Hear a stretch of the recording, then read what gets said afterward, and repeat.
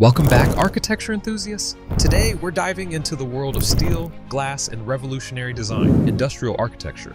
From the first iron bridges to massive factory complexes, this style reshaped cities, fueled economies, and laid the foundation for modern construction. So put on your hard hats and let's explore. 1. Early industrial architecture. We begin with a groundbreaking marvel, the Iron Bridge in Shropshire, England. Completed in 1779 and designed by Thomas Telford, this was the world's first major bridge made entirely of cast iron. It marked the dawn of a new era in engineering, proving that iron could replace stone and revolutionize construction. The rise of industry meant the rise of massive production hubs. Take the cotton mills of Lancashire, for example. Built in the late 18th century, these structures, such as the Worsley Mill, featured large open spaces, tall windows for natural light, and efficient layouts for housing massive spinning machines. They were the backbone of the textile revolution. In 1828, industrial architecture met commerce with the creation of St. Catherine's Docks in London. Designed by Philip Hardwick, these warehouses were built with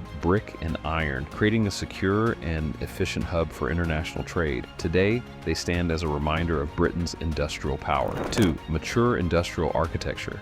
Industrial architecture wasn't just about factories, it also transformed exhibition spaces. Enter the Crystal Palace, built for the Great Exhibition of 1851. Designed by Joseph Paxton, this innovative structure used prefabricated iron and over 900,000 square feet of glass. It was a true engineering marvel that showcased the power of industrial materials. The invention of the Bessemer process in 1856 changed everything. Steel became stronger, cheaper, and more accessible, leading to the rise of massive steel production centers like the Bessemer converter shops in Sheffield. These vast, open-plan industrial halls allowed for efficient steelmaking, paving the way for modern infrastructure. By 1900, industrial techniques weren't just used for manufacturing. They shaped transportation hubs too. The Gare d'Orsay in Paris, designed by Victor Laloux, blended industrial materials with Beaux-Arts grandeur. With its sweeping iron and glass structure, it was more than a train station. It was a symbol of progress. 3.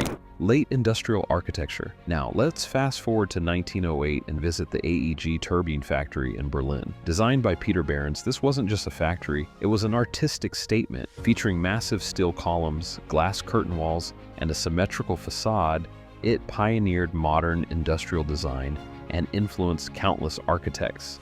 Speaking of industrial influence, let's talk about skyscrapers. The Singer Building, completed in 1908, became the tallest building in the world at the time. Using a steel frame, this New York City icon showcased how industrial advancements allowed cities to grow vertically like never before. Mass production changed everything, and no one did it better than Henry Ford. The Ford River Rouge complex, completed in the 1920s, was the ultimate industrial city, featuring steel mills, power plants, and an assembly line that revolutionized car manufacturing. It's a true testament to the scale of industrial architecture. 4 key architectural features of industrial architecture on use of new materials. Industrial architecture frequently employed iron, steel, and reinforced concrete, allowing for innovative structural designs and larger spans. 2. Functional design. Buildings were designed for specific industrial process, emphasizing efficiency and practicality in layout, with large open spaces and minimal ornamentation. 3. Large windows. Expansive windows provided natural light, which was essential for working conditions in factories, creating bright, airy interiors conducive to manufacturing. 4.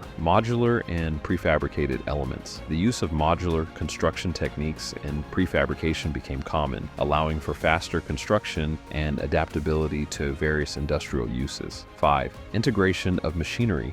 Industrial buildings were often designed to accommodate machinery and production lines, resulting in open floor plans and specialized areas for different processes. Conclusion. Industrial architecture reflects the profound changes brought about by the Industrial Revolution, marking a shift toward functionality and efficiency in building design. While it began with modest structures, it evolved into an influential style that reshaped urban landscapes and industrial practices. The legacy of industrial architecture is still evident today in the adaptive reuse of former factories and warehouses, as well as in modern industrial designs that prioritize sustainability and innovation. And that's a wrap on our whirlwind tour of industrial architecture. I hope you enjoyed it. Let me know in the comments which industrial structure is your favorite, and don't forget to like and subscribe for more architecture adventures.